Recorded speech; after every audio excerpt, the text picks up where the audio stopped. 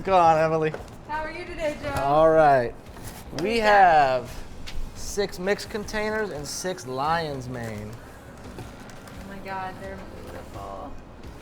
Are the mixed ones selling well? They sold out already from last week. Yeah, I'm thinking we just go full mix soon. Yeah. Well, then again, the lion's mane sell well too. You're gonna get it, you might as well get a half pound. Yes.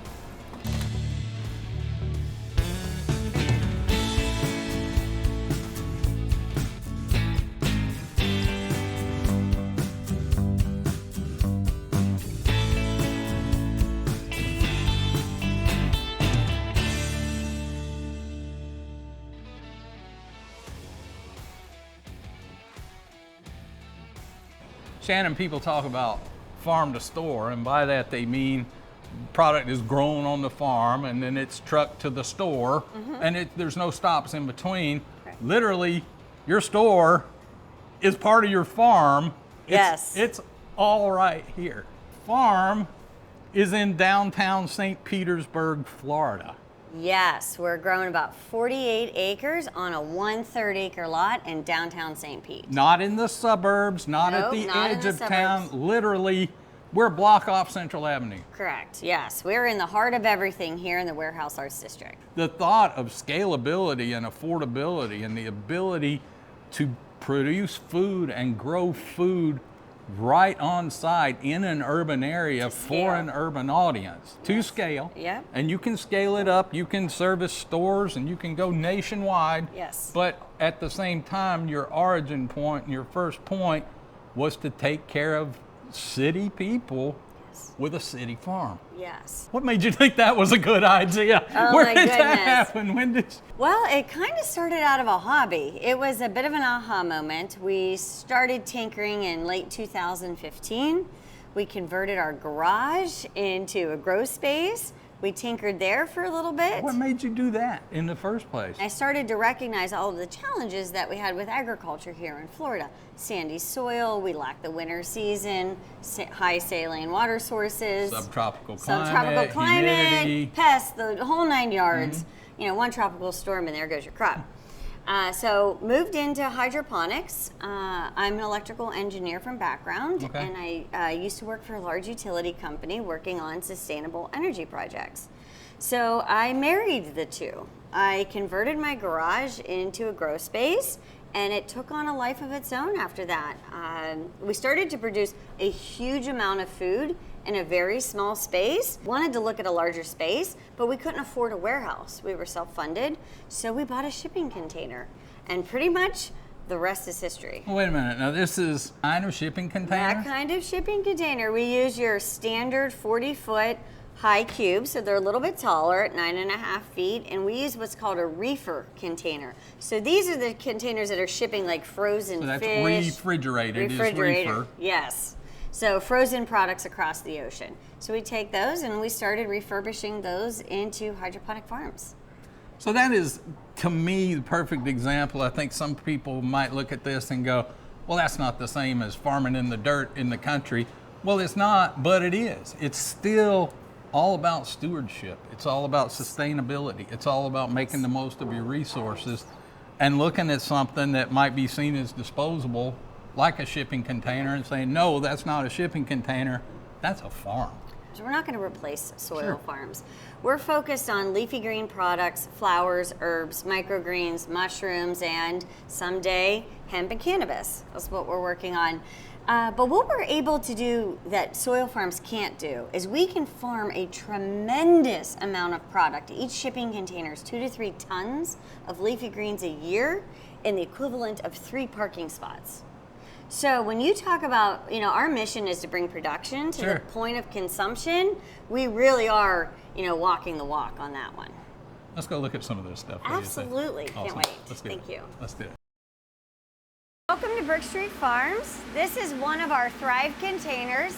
This is the Ohio model, which is our leafy green model. What you see in here is predominantly our baby greens mix. We've got some red gems, and I'm going to show you some arugula in the background. All of our farms have internal propagation. So what you see here, we start all of our plugs from seed. We use non-GMO seeds. We go through a germination process, and ultimately they get ready for transplant. Our plugs tend to spend about 2 weeks right here. Once they're about 2 weeks old, they get transplanted here into our NFT channels. All of our plants are grown directly in water. There's no soil, no bugs, no dirt, no pesticides, no chemicals. So you're looking for white, healthy roots. So they all grow directly in water. As our plants mature, they stay in their zone. Because we harvest every week, we have 5 zones in a farm, all growing at different ages. As our plants mature, in particular, our baby greens are here for about 21 to 28 days. So at about 21 to 28 days, these will be harvested. They're harvested here in the farm, and they're completely packaged before they would ever leave the container. And finally, we're gonna go all the way to the back where I'm gonna show you plants that are ready for harvest. So this is a baby green zone when it is completely ready for harvest. So this is our baby greens mix. It has 5 different varieties in it, and these are 21 days old. So these will be harvested, packaged, and at our consumer's plate within 24 hours. One of our most popular items that we also grow is our arugula. Arugula is a nice, spicy variety. It grows very quickly, and we also harvest these at 14 days old. Inside of our containers, we are completely climate controlled. We control temperature, humidity, CO2, light levels, irrigation. We control absolutely everything that's going on in this farm. In addition, you may have noticed that there are no controls in this farm. It's because we have an app and we control everything that we do via the GrowLink app on our phones or our tablets. This allows us to control everything about the farms, monitor our settings, monitor the growth of the plants, and capture all of our data. We like to joke that we're as much a tech company as we happen to be a farm. Diana, I can see Central Avenue, and that's the central street that runs through the middle of St. Petersburg, Florida. I can see traffic on Central Avenue from where we're standing. Yep. That's amazing. And this is the farm? This is the farm. Is this all of the farm? This is all the farm. This is it. How big a lot is this? 1/3 acre is this whole area. 1/3 of an acre. Yep. And we're just looking at shipping containers, but you're right. producing how much? 45 acres worth of food, fresh 45 acres of what conventional farming would produce. That's correct. Right here. Yep, exactly. 16 containers, that's all we have. I think I can see the stadium. I think I can see Tropicana Field from here. So You can. it's amazing. Yeah. My favorite bar's down the street. You want to go? Let's go. All right. Let's go. Let's go. Okay, hi everybody. Hi. So welcome. This is our, what we my call our gosh. production room. So all the cool things happen in here too.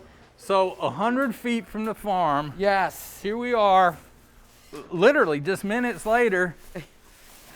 She's going through this, she's sorting Exactly. it, weighing it out for packs, I guess? and Yes, everything? exactly. So we have our why, but one of them is because our product lasts about 2 to 3 weeks. Because it wasn't sitting Because somewhere. it wasn't sitting somewhere. It Or on wasn't a truck watered, somewhere. Or on a truck, or it wasn't watered on the top. We water from the root.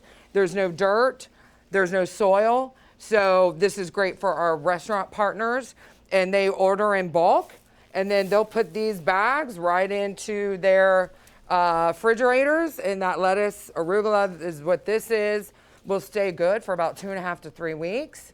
But our restaurants are a little busier than that, so they're going through it a lot quicker. It's good But they're yes, busy. Yes, exactly. and it's good for us. So, especially a town like St. Pete, which is really known as a foodie town, Yes. I would think there's a real appreciation. Oh my gosh, yeah, we have, I think we're at just about 40 restaurant Oh, my partners. word. And that includes some in Tampa. Most of our partners, they'll even go as far as putting Brick Street Farms lettuce Promote it on the menu, on so the that site. people yeah. know. Exactly. We proudly feature. Exactly. That's the way to do it. Yes. That's what it's all about. I Yep. think we all know the closer it comes to you, the better. The great thing is that we also grow a lot of micro herbs. Yeah. So microherbs are even more nutrient dense than the leafy greens. And a lot of times the restaurants will call us and they may have a special dinner or something coming and they'll say, hey, can you grow this for us?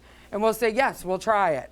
Well, these are things you don't see every day. Amaranth. you don't right, see every exactly, day. exactly. Broccoli, not grown to be a broccoli head, but to be a broccoli shoot. Right, because these are literally even more nutrient dense than the leafy greens. So if I take this down for you, you'll be able to see. It's a tray full of It's chickpeas. It's one of the few things that continues to live and breathe after it's harvested. That's correct. That's So, correct. All the more important, time is really Yes. of the And essence. not just, it's also more nutrient dense the faster you get it. So right now, about 85% of the lettuce in the United States comes from California and Arizona. By the time it's shipped here, the lettuce or the leafy greens are literally stripped of any possible nutrients. And it's a fallacy. You hear that all the time. You say, well, your iceberg lettuce doesn't have any nutritional value. Right. Well, it does. It's just gone by the time it gets to you. Exactly. If you were growing it in your backyard or in your parking lot, Right. it's got plenty of nutritional value. Exactly. So all of our customers are getting the highest amount of nutrients possible because our motto is from harvest to home in 24 hours. And what is this? So this is arugula. This arugula is an Italian plant. I'm Italian. They like to grow very close together. Hey, like that's a big what the family. Italians right, do, right? exactly. And so there's lots more plant sites in our containers when we do our arugula. And this has a little bit of a spicier taste to it, or actually what arugula is supposed to taste like. It tastes like arugula, right? Whatever that taste is. Because people, it's usually coming from so far away, people don't realize that arugula actually has a little bit of a spicy taste to it. So Because by the time it gets to them, that's gone. And it doesn't taste like anything. You know, that's a bowl of tiny little things. You don't often see somebody sitting there with a bowl and a pair of tweezers and what are they doing? They're sowing one seed per cell into... One little seed is going into each of these little containers. What seed is this? That's right. What is that? I know that's not dirt. There's no dirt in the process. What are these little plugs? These are a coconut-based plug. It's not necessarily core, but it's sort of a coconut shavings or coconut dust, and it's got a binder in it. From the husk or from the... From the husk, yeah. From the outside So of the it's- coconut correct. that people throw away That's right. or turn into a tropical bra or a cup on a cruise ship. Yeah, the tropical bra for sure. For us, this works the best because it doesn't degrade in the channels once we put it out into the farms. And the pH and the EC are pre-charged and they don't really change throughout the process. I know pH, what's EC? EC is electrical conductivity, and so that is how many salts are basically in the water or in the media. That's a thing in farming now? Sure is. Good Lord. Does it all start with this process with people and tweezers and it's all hand done like that? Yep, if it's going out into the farms, that's how it starts. So 1/3 of an acre might not sound like a lot until you're the one that's got to put all the little seeds in the containers isn't that right, to Jamie? produce 45 acres of product. That's correct. Amazing. That's correct. In coconut In pieces. coconut. Who'd have Nice. thought?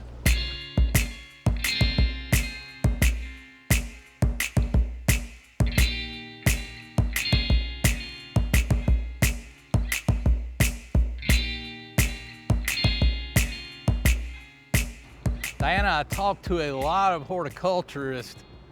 You're really the farmer here. I am the farmer here. Yeah, I'm in charge of plant health and nutrition, and we're trying to get the perfect blend of what we're going to feed these guys so that they have the perfect blend for what they're going to feed you.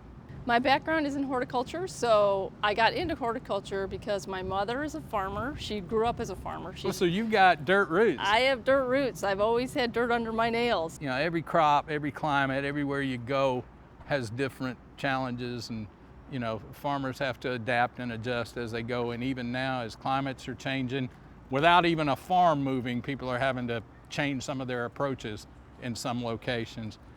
What are the unique challenges that you have growing inside this box? Growing in a box. There are quite a few challenges. I mean, trying to maintain a stable environment within a box surprisingly, it can be kind of challenging. You know, we have employees that open the doors and close the doors all day, so humidity goes up and down, light kind of goes up and down. Because it is a closed system, you have sort of a, you know, you really have to keep your eye on the nutrients that go through that system. So you really have to be on top of everything. It's such a microclimate in there that you just need to really be on top of the science.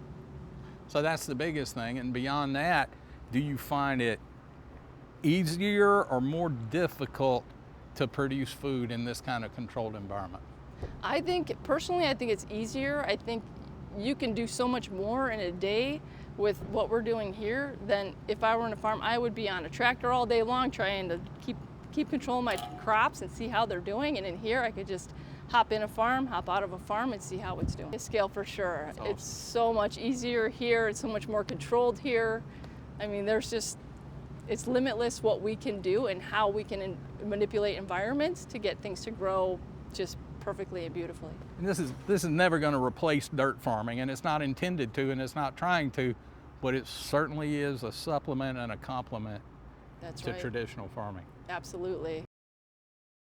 So now anybody can walk in the door here in Yes. St. Pete, Florida, and shop and get whatever they need. Yes. But they can also get Brick Street product Yes. at a lot of other locations. You made some very powerful partnerships.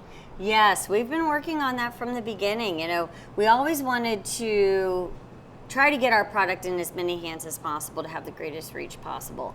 So we have partnered with select grocers. We do direct to hospitality wholesale, so hotels, restaurants, everything from mom and pop to larger chain restaurants. And most importantly, we focus on our direct to consumer. So you can shop here at our store or you can shop online. Lettuce or the microgreens that I was taking off the shelf in that store were grown About 30 feet away. 30 feet from that store. So that is a very special model that we've done specifically for that grocer. And so we grow about 4 to 5 different varieties in that one container. So Brick Street Farms owns and operates the container. We harvest, we maintain, and we deliver right into the back of that store. One of the great benefits about that is then the grocer and the consumer gets the benefit of the shelf life of the product. How long ago did this whole concept start? From the time that you first said, oh, this will be fun, I'll do it in my Pennsylvania garage. Oh my goodness. Well, that was in about 2014. We had our first model by 2016. We had 5 models by 2017. And by the end of 2020, we have almost 20 containers in operation. Wow. Yes. So, and it's all just grown from this one little plot of asphalt in St. Pete. I can be cheesy, but it's grown organically. I can tell you that. And we're really proud of the fact that we can bring a delicious, nutritionally dense product to your table within 24 hours of harvest. And it's a sterile or near sterile Yes. environment that it's grown Absolutely. in. Absolutely. So you take the whole food safety picture. And then we also do all of our own transportation and distribution. So we're not passing through middlemen or distributors. So it goes right from our farm to your store or your plate within a day. So you really are farm to fork. I mean, y'all are in Yes. control of the whole process. Whole process. So right now where we're standing is our headquarters, and we've got about 16 farm containers in the parking lot. What you're not seeing behind us is our warehouse, which is our manufacturing facility where we actually build our containers. So with that support, the future of Brick Street Farms is what we call hubs. And our mission is to bring a hub to every major city center in the United States. So the same as you're set up here in St. Petersburg, where you've got the shipping containers in the parking lot, you've got the market concept here. Yes. You'll replicate that Yes. in Tampa, Orlando, Atlanta, Seattle, San Absolutely. Francisco. Plus, front of house is also going to be made out of shipping containers instead of a warehouse. Oh, cool. So we're really doubling down on the shipping container concept. So all the products will be grown on site, packaged on site, and delivered right from that hub, as well as folks can come and shop at the market, shop online, and we will be introducing home delivery. Did you ever think, when you were just starting to putter around, that you'd look up and go, I'm running a business that's about to go nationwide? You know, I've had a couple aha moments when the business starts to take on a life of its own. But I knew early on that St. Pete really was a great place to start a business because of the community support. And we are on the cusp of exploding across the Southeast Chip, so we are so excited.